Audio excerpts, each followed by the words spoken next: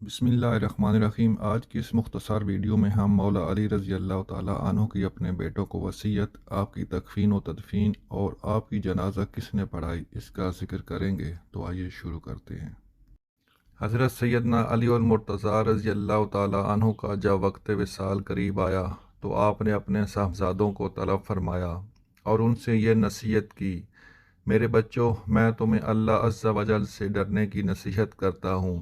میرے بعد تم دنیا کی محبت میں مبتلا نہ ہو جانا، کسی دنیاوی شے کے اصول میں ناکامی پر افسوس نہ کرنا، حق بات کہنا اور حق کا ساتھ دینا، مظلوموں کی امداد کرنا، یتیموں کے ساتھ حسن سلوک سے پیش آنا، ظالم کی حمایت نہ کرنا اور بے کسوں کو سہارا دینا، قرآن مجید سے ہدایت لیتے رہنا اور اللہ عز و جل کے احکام کی روشنی میں ملامت کرنے والوں کی ملامت کرنے سے نہ ڈرنا۔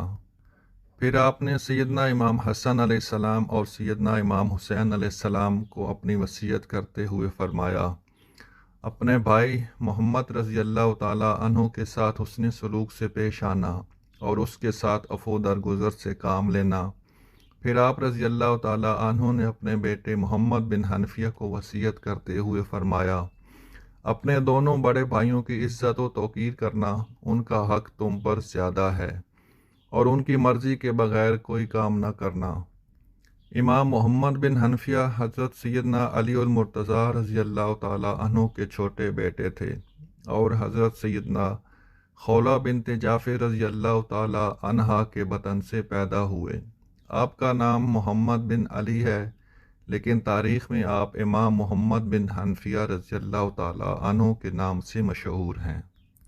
شیر خدا حیدر قرار امام الاولیاء امیر المومنین حضرت سیدنا علی المرتضیٰ رضی اللہ تعالیٰ عنہ نے اپنے بیٹوں کو وصیت کرنے کے بعد کلمہ توحید پڑھا اور اپنی جان آفرین کے سپرد کر دی۔ آپ نے 21 رمضان المبارک سن 63 ہجری کو اس جہان فانی سے کوچ فرمایا۔ مولا علی رضی اللہ تعالیٰ عنہ کو سیدنا امام حسن علیہ السلام، سیدنا امام حسین علیہ السلام اور حضرت عبداللہ بن جعفر رضی اللہ تعالیٰ عنہ نے غسل دیا۔